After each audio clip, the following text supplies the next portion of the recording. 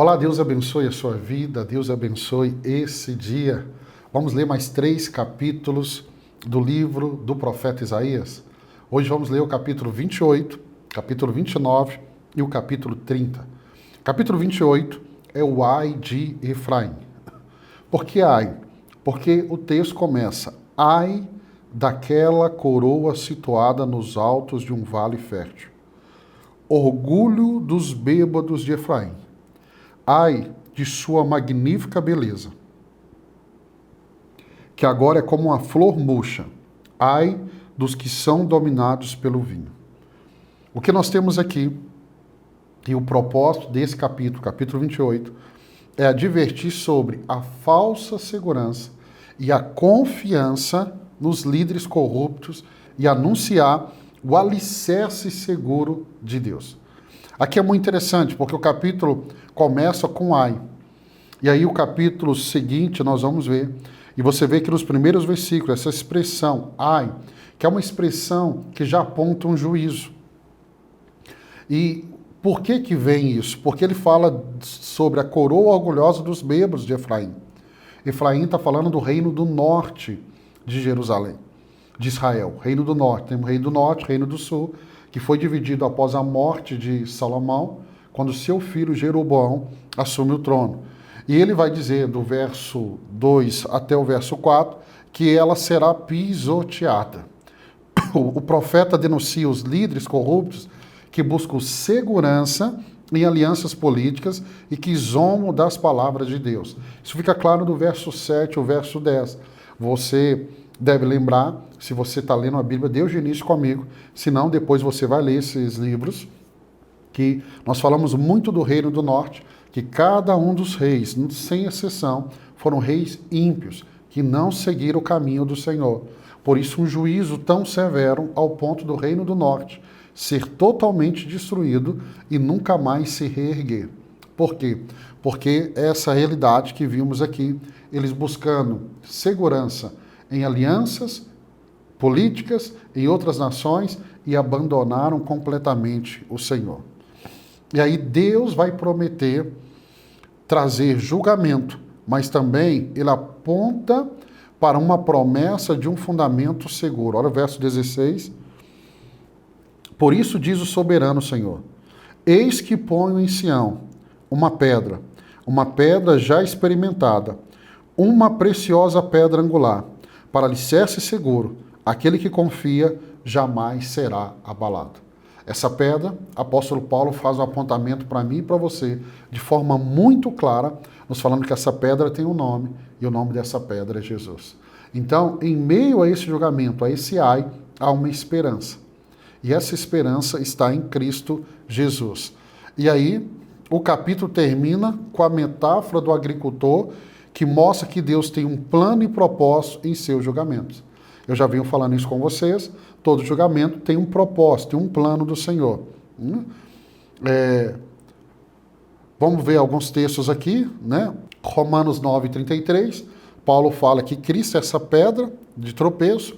Pedro também vai falar na sua carta, né? No capítulo 2, versos 6 e 7, Pedro cita Isaías, referindo-se a Jesus, ele cita esse texto, apontando que essa pedra é Jesus.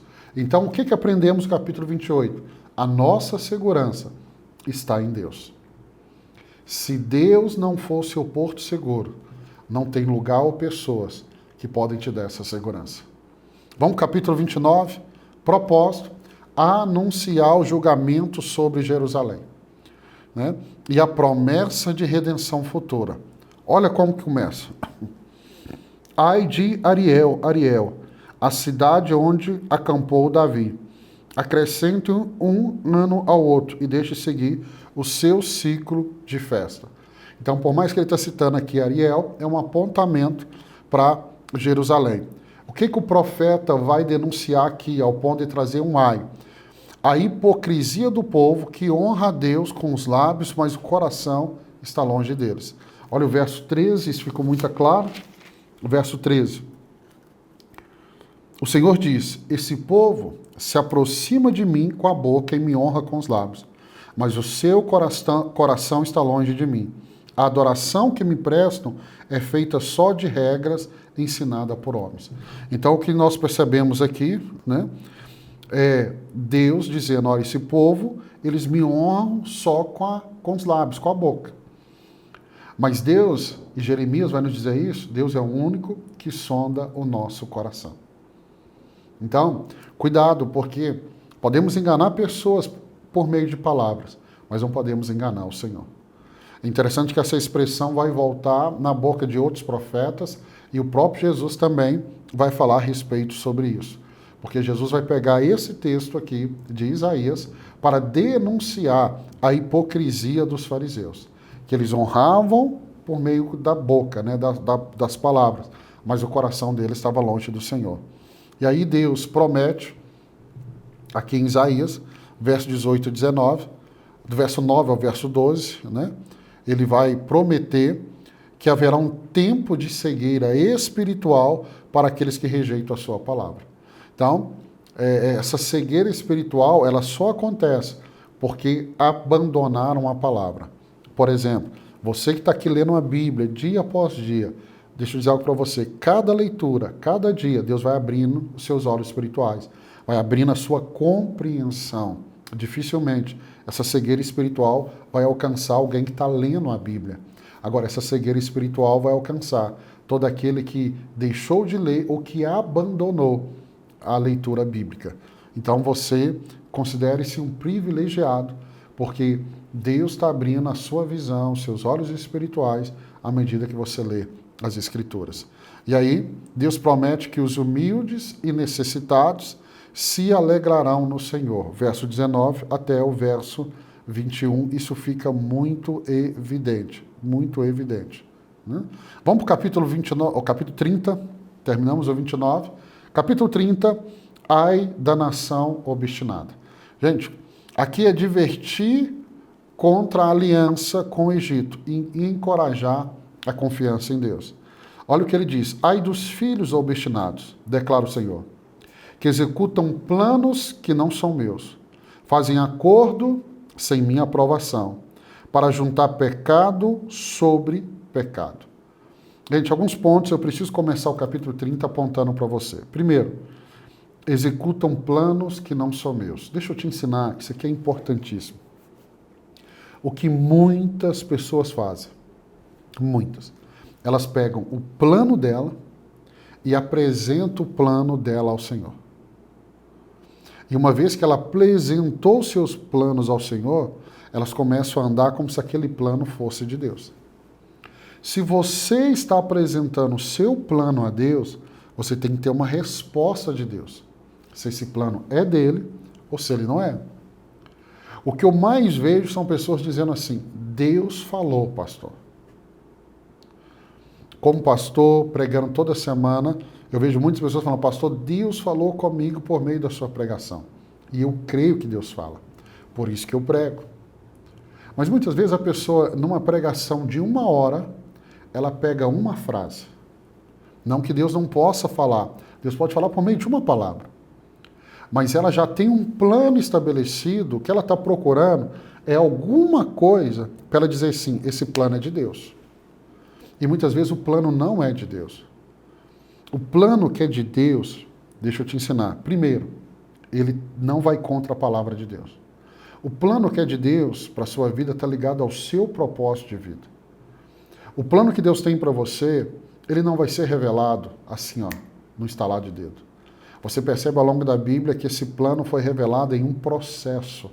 Ao longo da nossa caminhada, da nossa fidelidade, de permanecer no centro da vontade de Deus. É como um quebra-cabeça que vai sendo montado e com o passar dos anos de fidelidade, de caminhada com o Senhor, você vai conseguindo ter uma visão do todo, do completo. Tome muito cuidado porque tem planos que não são do Senhor. A Bíblia diz assim, o coração do homem pode fazer planos, mas a resposta vem dos lábios do Senhor. Faça planos, tenha projetos, mas busque a aprovação do Senhor. Isaías vai falar aqui que é inútil buscar ajuda no Egito, então nós devemos tomar muito cuidado em quem nós temos colocado a nossa confiança. a Bíblia vai dizer, maldito aquele que confia no homem. Então, em quem você tem colocado a sua confiança? O salmista vai dizer, confie no Senhor. E aí Isaías, ele proclama que a rebelião e a rejeição de Deus levarão à destruição. Mas também há uma promessa de graça e misericórdia para aqueles que se arrependem. O verso 15, isso fica tão claro. Assim diz o soberano, o Senhor, o Santo de Israel. No arrependimento e no descanso está a salvação de vocês. Na quietude e na confiança está o seu vigor, mas vocês não quiseram. Olha esse trecho. Cavalgaremos cavalos velozes, velozes serão... No primeiro verso 16, eu dei um pulo aqui. Deixa eu pegar o início do verso 16. Vocês disseram, nós não vamos fugir a cavalo, e fugirão. Vocês disseram, cavalgaremos cavalos velozes, velozes serão seus perseguidores. 1000 fugirão diante da ameaça de 1. Diante da ameaça de 5, todos vocês fugirão, até que vocês sejam deixados, como um mastro no alto de um monte, como uma bandeira numa colina. Deixa eu dar um exemplo para você, bem simples. Eu tenho 2 cachorros. Tem uma Golden, que é bem grande, e nós temos um York, aquele mini, pequeno. E muitas vezes a pequenininha, ela vai procurar confusão com a Golden. E a Golden é um cachorro muito manso, muito manso. Mas a pequenininha vai e a postura dela na ida, você pensa assim, ela já ganhou na postura dela. Mas ela cabe literalmente dentro da boca da Golden. A Golden dá uma patada nela e acabou. O que Deus está dizendo é que o povo estava tão autoconfiante, dizendo, não, nós fugiremos. Deus dizendo assim, 1 vai colocar 1000 de vocês. 5 vai colocar todo mundo para fugir.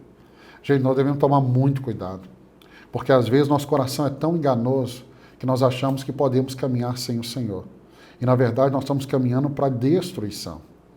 E eu tenho visto isso muito acontecer e eu oro para que não aconteça com você. Está acontecendo com a nação aqui de Israel. E aí, o que Isaías ele vai declarar? Que a rebelião e a rejeição de confiar no Senhor. Então, a rebelião e eles rejeitam Deus, rejeitam o Senhor. Deus promete restauração para o seu povo, verso 19 ao 21. Pastor, mas vem um juízo e vem uma promessa de restauração? Gente, promessa condicional. Se arrepender, abandonar o pecado, se voltar para Deus, se o meu povo, que se chama pelo meu nome, se humilhar e orar, converter. Então, vai haver essa possibilidade, se houver um caminho de arrependimento. E aí o capítulo termina com a descrição do julgamento de Deus sobre os inimigos de Israel. Terminamos capítulo 28, 29 e o capítulo 30. E aí nós vamos continuar. Capítulo 31 tem mais um ai. Depois capítulo 32, o reino de justiça. E vamos ler o capítulo 33, que é aflição e auxílio. Amanhã, se Deus permitir, nós lemos mais 3 capítulos juntos. Deus te abençoe.